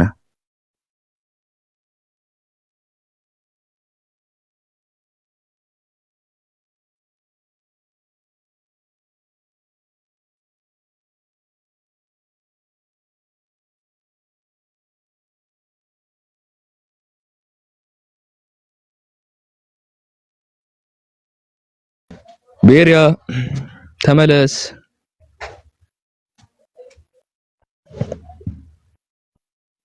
ኤቪደንስ ራሱ የለም እያልኳችሁ እኮ ነው። ኤቪደንስ ራሱ ኤቪደንስ ራሱ የሚባል ይሄ ማስረጃ የሚባል ነገር ራሱ ኤግዚስት አያደርግም። ስለ ነቢያት በቃ ምንም ኤቪደንስ ኤግዚስት አያደርግም። ምንም ኤቪደንስ የሚባል ነገር ኤግዚስት በማያደርግበት አውድ ከአርባዎቹ ሰዎች በምንም ኮምፔር የማይደረገው አምላክ ነው እንግዲህ መጥቶ የተናገረው እስልምና ኤግዚስት ያደርጋል ብሎ ገብቷል። ከአርባዎቹ ሰዎች ከማይታወቁ ሰዎች እስልምና ኤግዚስት ያደርጋል ብሎ የተናገረው እስልምና ነው። የማይታወቅ ኤግዚስት የሚያደርጉ ሰዎች ሲጀመር ኤቪደንስም ኤግዚስት ያደርግም አሁን በል ከየት ጀምሮ ላንብበል? ኦኬ ጀምሮ እንግዲህ መጽሐፍ ቅዱስ ውስጥ መጽሐፈ ኢዮብን ያላነበበ ሰው እንግዲህ መጽሐፍ ቅዱስ ከጭቃ እስከ ማህፀን ድረስ ያለውን ሂደት ከጭቃ ስሪት እስከ ማህፀን እስከ ትንሣኤ ሪዘሬክሽን ድረስ ያለውን ነገር እንዴት እንደሚያስቀምጥ አላነበበም መሐመድ ማለት ነው። ስለዚህ መጽሐፍ ቅዱስን ባለማንበቡ ይተቻል መልሶ የእምነቱ መሰረት እውነተኛ መንገድ የህይወት አስተምሮ ያለበትን መጽሐፍ ይሰቻል። እንዲህ ይላል ኢዮብ ሲያስቀምጥ ከዚህም በላይ በደለኛ ያልሆንኩ ከእጅም የሚያደር እንደሌለ አንተ ታውቃለህ። እጅህ ለወሰኝ ሰራችኝም፣ ከዚያ በኋላ ዞረህ ታጠፋኝ ዘንድ ፈለግ። እንደ ጭቃ አድርገህ እንደለወስከኝ አስብ። ዘፍጥረት ላይ አዳም የተሰራበትን ስሪትና አሰራር መንገድ ያስቀምጥልሃል። ቀጥሎ እንደ ጭቃ አድርገህ እንደለወስከኝ አስብ፣ ወደ ትቢያም ትመልሰኛለህ አለ። ወዴት እሞታለሁ አለ። ታዲያ ይሄ የሚሞተውና የሚነሳው ሪዘሬክት የሚያደርገው ዘፍጥረት ላይ የተሰራው አዳም በማህፀን ውስጥ ደግሞ እኛ እንዴት እንደሰራን ቁጥር 10 ላይ ሲያብራራ እንደዚህ ይላቸዋል። በውኑ እንደ ወተት አላስፈሰስከኝምን? እንደ እርጎስ አላረጋኸኝምን? ቁርበትና ስጋ አለበስከኝ። በምን? በማህፀን ውስጥ በአጥንትና በጅማትም አጠነከርከኝ፣ ሰራኸኝ። ቀጥሎ ምን አለ? ሕይወትና ቸርነትን አድርገህ በጉብዝ መንፈሴን ጠበከኝ። እነዚህም ነገሮች በልብ ውስጥ ሰውረ ይህ ሁሉ በሐሳብ እንዳለ አውቃለሁ፣ ኃጢአት ብትሰራ እያለ ይቀጥላል። ስለዚህ የሰው ልጅ ከዘፍጥረት ከአዳም ጀምሮ ከማህፀን ውስጥ እንዴት እንደተሰራ በማህፀን ውስጥ እንዴት እንደተበጀ ቃል በቃል ተቀምጧል። አሁን ነብዩ መሐመድ ይመጣና በስድስተኛ ክፍለ ዘመን አንዴ የልጅ ናምብራ አዲስ ሳይንስ አምጥቷል። ሳይንስ አመጣ ነው አይደል? ኧረ በፈጣሪ ስም እንደው አንድ ጊዜ እሺ ተረጋጋ። አንድ ጊዜ በፈጣሪ የሚገኘው ኢዮብ ምዕራፍ 10 ላይ ነው አይደለም? የሚገኘው ምዕራፍ ራሱ አይታየም አይደለ? ኦኬ አሁን ወንድሜ ይሄው ኢዮብ መጽሐፍ ላይ የሚገኘው አንድ ጊዜ ኢዮብ መጽሐፍ ላይ ገብተህ ማንበብ ትችላለህ። ምዕራፍ 10 አይደለም የሚገኘው? ቆይ መጀመሪያ መጽሐፍ ቅዱስ ውስጥ ገብተህ እንድታብራራ እድል አልሰጥህም። አንድ ጊዜ ምዕራፍ 10 ላይ የሚገኘው ቆይ አንዴ ሲምቦሎጂ ውስጥ ገብተህ እንድታቦካ እድል አልሰጥህም። መጽሐፍ ቅዱስ ያንተ ጭቃ አይደለም፣ እንድታቦካ እድል አልሰጥህም። ኧረ በፈጣሪ ስም አይ እንደው በስነ ስርዓት ማታወራ ከሆነ ተወራለህ። ስነ ስርዓት ያዝ ፕሊዝ፣ ስነ ስርዓት ያዝ እና አውራ። ኢዮብ ምዕራፍ 10 መጀመሪያ አንተን ትምህርትና አስተምሮ መሰረቱን ጣልን እኮ ማስረጃ የለንም ተባብለን። አንዴ ኧረ እባክህ አንድ ጊዜ ኧረ እባክህን እንደው በጣም እያስጮከን እኮ ነው። ከስነ ስርዓት ይዘህ ማታወራ ከሆነ ብትወርድ ይሻላል። በጣም የሚደብር እኮ ነው። ኢዮብ መጽሐፍ ቅዱስ ውስጥ መግባት አትችልም አልኩህ። አንቺ ራስ አይደለም እንደገባው ላስረዳ ኢምብሮሎጂ ያለ ብለህ ኔቨር ማስረጃ አሁን እኮ ያንተን ዘግተን ኢስላም ከቁርአንና ከነብዩ መሐመድ በፊት መገለጥ አንድ ጊዜ ስለ ኢምብሮሎጂ የሚያወጡ ጥቅሶች አሉ ተብሎ በባይብል ላይ የሚጠቀሱት አንደኛ መዝሙረ ዳዊት ምዕራፍ 139 ቁጥር 13 ነው የሚገኘው። ሌላኛው ደግሞ የሚገኘው ኢዮብ ምዕራፍ 10 ቁጥር 10 ነው። ለሌላ ጊዜ ደግሞ ሲጠይቁህም ለመመለስ እንዲያመች መዝሙረ ዳዊት ምዕራፍ 119 ከቁጥር 13ን ያዘው። እሺ እንደ እንትን ማለት ነው። የሆነ ዝም ብለህ ለኪስ ያዘው። አሁን ግን የጠቀስከው አንተ ባይብል ከለሩን ሳታውቀው ነው ባይብልን የማውቀው። የሆነ ባይብል ከቨሩ ከለሩን ሳታውቀው ነው የማውቀው። እሺ ገና አንተ ገና ተረጋጋ። አንድ ጊዜ ኢዮብ ምዕራፍ 10 እስቲ አስተምረኝ። አንድ ጊዜ እሺ ሚዩት አድርገህ ትማራለህ። እሱማ እየተማርክ እኮ ነው። ሚዩት አድርገህ ሚዩት አድርግ። ስለዚህ አንተ እኔ ከለሩን ሳላውቅ አንተ በፈጣሪ ስም ተረጋጋ። እስኪ በፈጣሪ እንደው ስርዓትን ይዘህ አውራ። እሱንማ እንዴት እንደምትማር እናያለን። ስለ ባይብል በደንብ እናወራለን፣ ችግር የለውም። ነገር ግን አሁን ሁለት ጥቅሶች ነው ያሉት። አንደኛ መዝሙረ ዳዊት ምዕራፍ 39 ቁጥር 13 ላይ ነው የሚገኘው። ሁለተኛ ደግሞ ኢዮብ 10:10 ላይ ነው የሚገኘው። ሌላ ጊዜ ያዘው። እሺ መዝሙረ ዳዊት አሁን ኢዮብ 10:10 ላይ ስንመጣ በውኑ እንደ ወተት አላፈሰስከኝም እንደ እርጎስ አላረጋኸኝም ይላል። እንደ ወተት አፈሰስከኝ ያለው ስለምንድን ነው? በማህፀን ውስጥ ስለተሰራው ስለ ዘር ስሪት ነው። እንደ ወተት አላፈሰስከኝም ሲል ማስረጃ ምንድን ነው?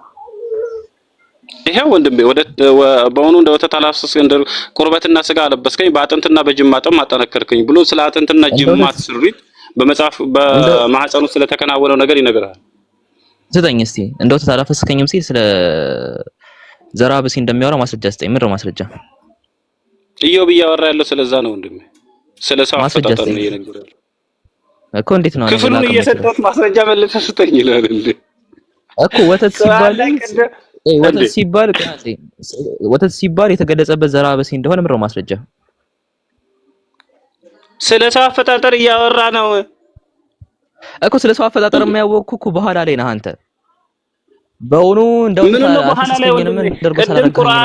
ቁርአን ላይ በጭቃ በውሃ በአጥንት በስጋ ስትል ወንድሜ እየነገርከኝ ያለው ስለ ኤምብሪዮሎጂ ነው ብለህ የሆነ ሰው ስትጠቅስ ወንድሜ የቱ ጋር ይሄ የሚያወራው ብዬ ጠይቄያለሁ እንዴ? ይሄ ክፍሉ እያወራ ያለው ስለ ማህፀን ነው አይደለም። ሱረቱል ሙእሚኑን ምዕራፍ 23 ላይ የሚያወራው ስለ ስፐርም እንደሆነ ገና አስለን ጀምሮ ከዚያ በኋላ እየቀጠለ እንደሚያወራ ነው ማስረጃ አለኝ። አንተ እዚህ ጋር ኢዮብ ምዕራፍ 10 ቁጥር 10 ላይ በእውኑ እንደው ተላፈሰስከኝ ነው ሲል የሚያወራው እንደው ስለ ስፐርም እንደሆነ ማስረጃህ ምንድነው?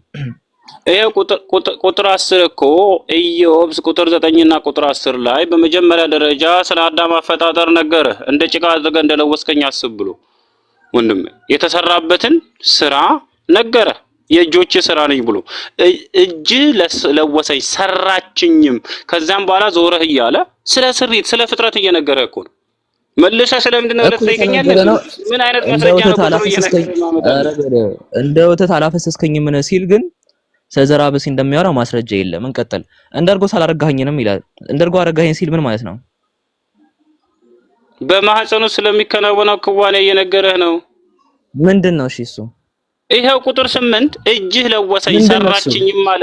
እግዚአብሔር ስለፈጠረበት መንገድ እየነገረህ ነው ወንድሜ። ምንድነው? እሺ እሱ እንዴት እንደፈጠረ እያስቀመጠልህ ነው። እግዚአብሔር ፈጠረኝ ብሎ እየነገረህ እንዴት ፈጠረኝ ይላል። በመዝገበ ቃላት ነው የምትረጉመው። ምንድነው? ኧረ በፈጣሪ ማውራትማ እና አርስቶትል ማውራተዋል። ያ ግን ስህተት ነው እያልኩ ነው። እንደርጎ አላረጋኸኝንም ሲል ራሱ እርጎ ምንድነው? በማህፀን ውስጥ የሚደረገውን የአፈጣጠር መንገድ ነው እየነገረህ ያለው። ከዘር በኋላ ያለውን ነገር እርጎ የተባለው ምንድነው? መቼም ወተት ሲባል ምሳሌ ነው፣ እርጎም ሲባል ምሳሌ ነው። እርጎ ምንድነው? በማህፀን ውስጥ የሚፈጠረው የጽንስ ሂደት ነው እየነገረህ ያለው። ምንድነው እርጎ? እስቲ ለምሳሌ ኤምብሪዮሎጂካሊ ምንድነው የሚባለው ይሄ ሂደት? ይኸው ትልቁ ላይ አድርጌሃለሁ።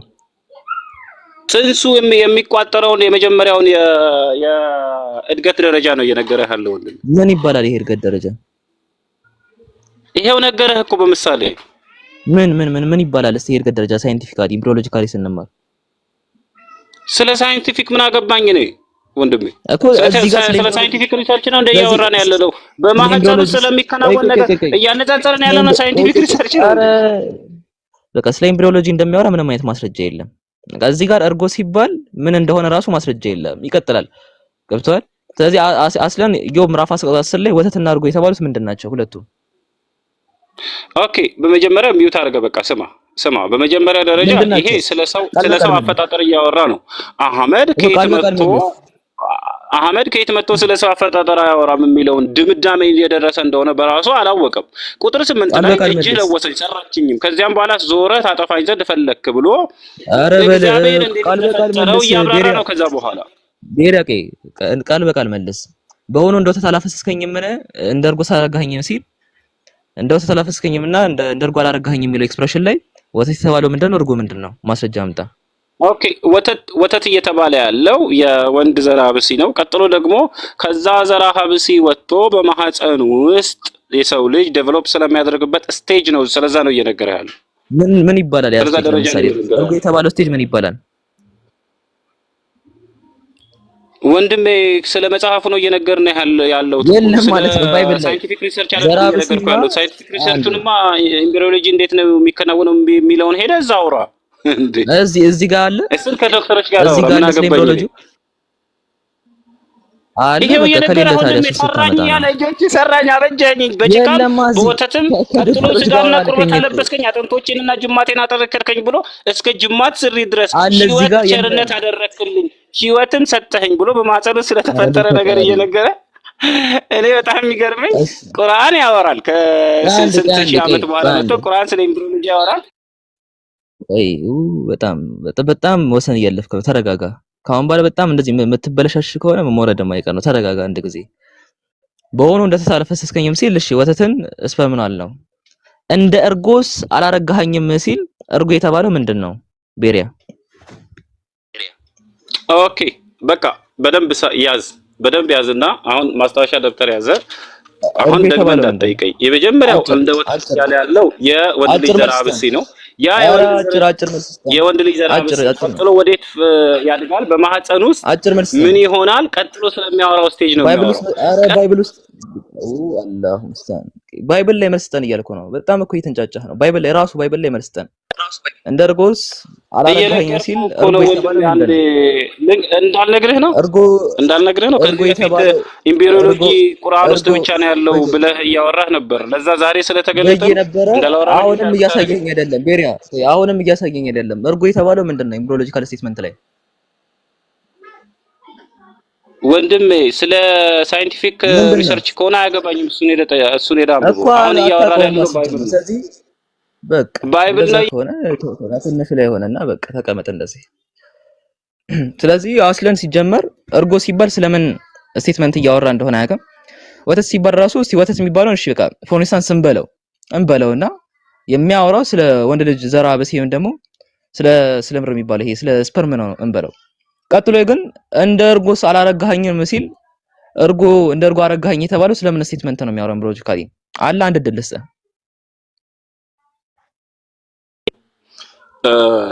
አንዴ ሚውት አድርግና ላብራ ከታች ያለ ሰው እስከዛ ሚውት አድርግ አለ ወይ ስቴትመንት እንደ እርጎ አላረጋኸኝም የተባለው ስለምን ኢምብሪዮሎጂ ስቴትመንት ነው? ልናገር በቃሽ ሚውት አድርግ ልናገር። ተምረህ ትመጣለህ ማለት ነው። ለዛሬ ይብቃ።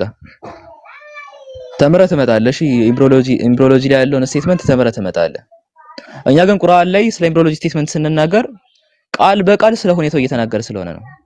እርጎ ሲባል እዚህ ጋር ስለምን እያወራ እንደሆነ አልተገለጸም። ስለረጋው ደም ነው፣ ስለ ስጋው ነው፣ ስለምን ነው እያወራ ያለው? እንግዲህ ዝም ብሎ ተነስቶ በሆነው እንደ ወተት አላፈሰስከኝም፣ እንደ እርጎ ሳላረጋኸኝም፣ ቁርበትና ስጋ ለበስከኝ፣ ካተነ ደግሞ በጅማት ማጠነከርከኝ፣ ህይወትና ቸርነት አደረክልኝ፣ መጎብኘት ደግሞ ፈሴን ጠበቀኝ ስላለ ብቻ ስለ ኢምብሪዮሎጂ እያወራ ነው አይደለም። ሱረቱል ሙእሚኑን ላይ ግን ሲገልጸው አምላካችን አላህ በትክክል ቃል በቃል ስለ ሁኔታው ስቴት እያደረገልን ነው። ይሄ አንድ ከቲዮሪ በጣም ስህተት ናቸው ከተባለው ደግሞ ከተገለጹ ቲዮሪዎች መካከል አንዱ ነው። እንግዲህ ሃያኛው ክፍለ ዘመን ላይ ነው ሳይንቲፊክ የሆነ ኤክስፐሪመንት የተካሄደው። ከዛ በፊት በትክክል የሚታወቅ ነገር የለም እንደነገርኳችሁ። እንደ ኤክስፐሪመንት እንደ ቲዮሪ ራሱ በትክክል የተረጋገጠ ነገር አይደለም። ከቲዮሪዎች መካከል ደግሞ አንዱ ይሄ ነው። ኢዮብ ምዕራፍ 10 ቁጥር 10 በጣም ስህተት ነው። እንግዲህ እዚህ ጋር ስትመለሱ የሙእሚኑን ምዕራፍ 23 ቁጥር 12 እስከ 14 ላይ በእርግጥም ሰውን ከነጠረ ጭቃ ፈጠር ነው፣ ከዚያም በተጠበቀ መርጊያ ውስጥ የፍትወት ጠብታ አደረግ ነው፣ ከዚያም ጠብታዋን አለ እያንዳንዱ ስቴትመንት ያስቀምጥላችኋል። በተጠበቀ መርጊያ ውስጥ የፍትወት ጠብታ አደረግ ነው አለ። የተጠበቀ መርጊያ የተባለው እንግዲህ ወንቡን ነው ወይም ደግሞ የሴቱን ማህፀን ነው። በዚያው ውስጥ የፍትወት ጠብታ አደረግ ነው አለ። ከዚያችን ጠብታ በማህፀን ሲያደርግ ጠብታ የረጋ ደም አደረግ ነው ይላል። ከኖጥፋ ወደ አለቃ ከአለቃስ የረጋውን ደም ደግሞ ቁራጭ ስጋ አድርገን ፈጠርናል ወደ ሙርጋ። ቁራጯን ስጋ ደግሞ አጥንት አድርገን ፈጠርናል። ከቁራጭ ስጋ ደግሞ ወደ አጥንት ወደ ለህም ይሆናል ማለት ነው። ከዛ ከአጥንት ደግሞ ስጋ ለበስ ናቸው ወደ አይዛም። ከዚያም ሌላ ፍጥረት አድርገን ነፍስ ዘራንበታል። ነፍስ እንደሚዘራበት አምላካችን አላህ ሴት አድርጎታል። ስለዚህ በኢምብሪዮሎጂካል ስቴትመንት ውስጥ መጀመሪያ የወንድ ልጅ ስፐርም ሴል የሴቲቱን ወምብ ፈርቲላይዝ ሲያደርገው ዛይጎት ይፈጠራል ምናምን እያለ በትክክል ነው ሴት ያደረገው ቃል በቃል ማለት ነው። ቃል በቃል ስቴት እያደረገ ነው ያለው ቃል በቃል። ስለዚህ ኢምብሪዮሎጂ ስቴትመንት ላይ ደግሞ ምን አንድ ኢምብሪዮሎጂ ያሰኘው ነገር ለምሳሌ እኔ አጥንት አለኝ እኔ ጅማት አለኝ ምናምን መባሉ አይደለም። ባይዜ ኢምብሪዮሎጂ የሚባለው ምንድነው? የሰው ልጅ ዴቨሎፕመንት ምንድነው ነው። የሰው ልጅ በማህፀን ውስጥ ዴቨሎፕ ሲያደርግ በምን መንገድ ዴቨሎፕ ያደርጋል የሚል ነው። በምን መንገድ ዴቨሎፕ እንደሚያደርግ ደግሞ አምላካችን አለ በማህፀን ውስጥ ስለሚደረገው ነገር ነገረ። ምን ብሎ መጀመሪያ ድሮፕ ኦፍ ፍሉይድ ወይም ደግሞ ኑጥፋ የሚባል ነገር እንዳለ፣ ከዚያም የፍትወት ጠብታዋን ደግሞ የረጋ ደም እንዳደረገ ወይም ደግሞ አለቃ እንዳደረገ፣ ከዚያ ከአለቃ ደግሞ ቁራጭ ስጋ እንዳደረገ ወይም ደግሞ ሙርጋ እንዳደረገው፣ ቀራጯን ስጋ ደግሞ ወደ ስጋ እንዳደረገው፣ ስጋ ደግሞ አጥንት አድርጎ እንደፈጠረው፣ ከዚያ አጥንቶቹን ደግሞ ስጋ እንዳለበሰ ቃል በቃል በውስጥ በማህፀን ስላለ ኢምብሪዮሎጂካል ዴቨሎፕመንት እያስቀመጠ ነው። ዘጋው ማለት ነው ፖይንቱን። ስለዚህ ይሄ ነገር ሲመጣ ያ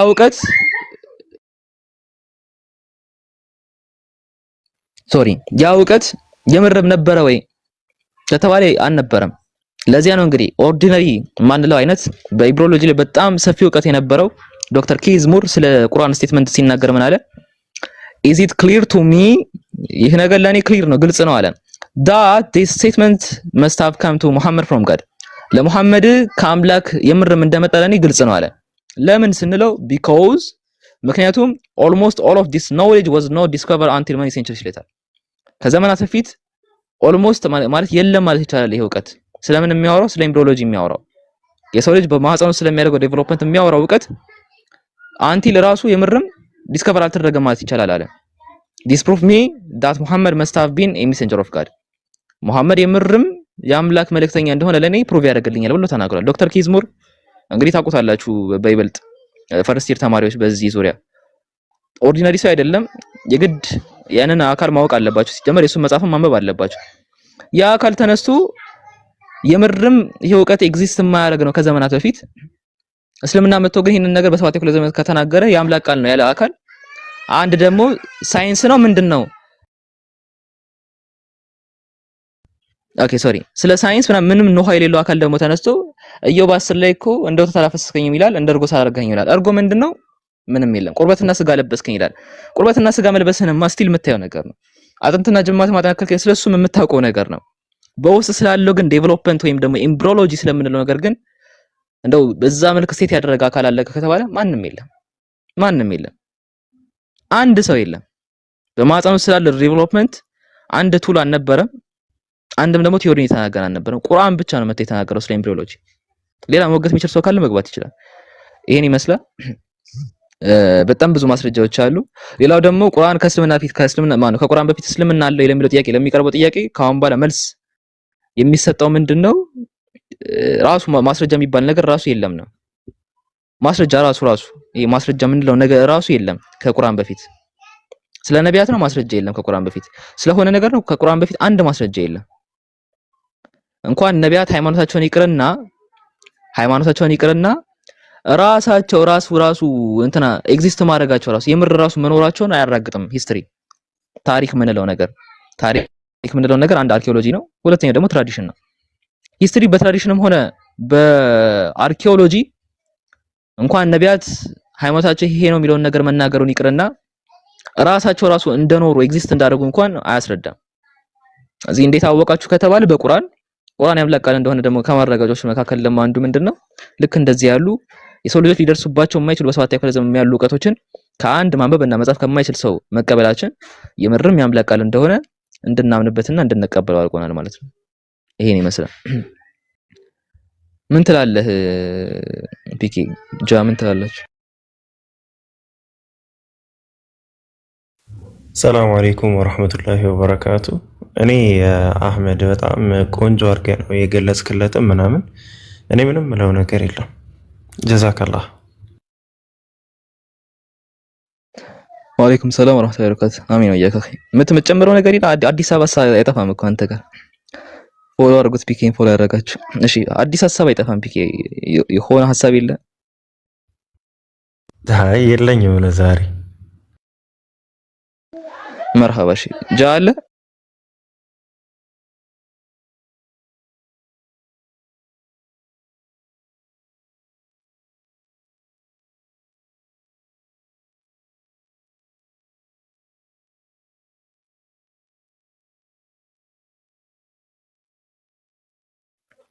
እሺ የለም።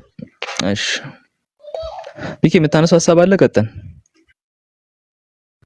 እኔ ማነሳው ሀሳብ የለም ሀቢቢ፣ ለመስማት ነው የመጣሁት። ያው ዛሬ በጊዜ መጣሁ ብዬ አስቤ ነበር፣ አርፍጃለሁ። ዛሬ ለክርስቲያኖች እድል ይሰጣቸው ተብሎ ነው። እነሱ እድል ይሰጣቸው። አዎ እስኪ እንዳልከው የሆነ የአምላክ ቃል ወይም የአምላክ መገለጥ መሆኑን የሚያሳይ ግልጽ ያለ ኤቪደንሶች ካሏቸው ቢያመጡ ቢያቀርቡ፣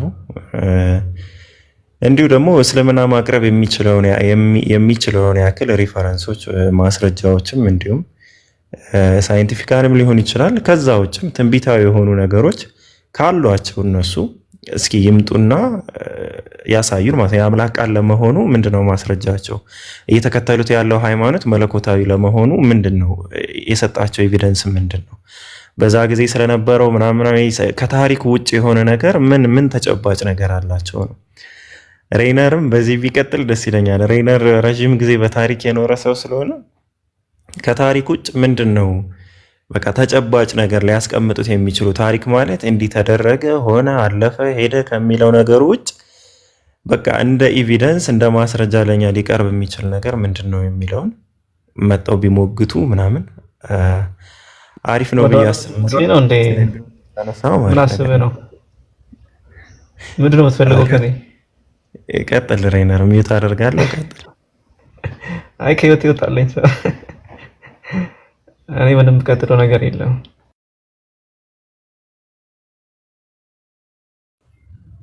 በቃ እሺ ይሁን።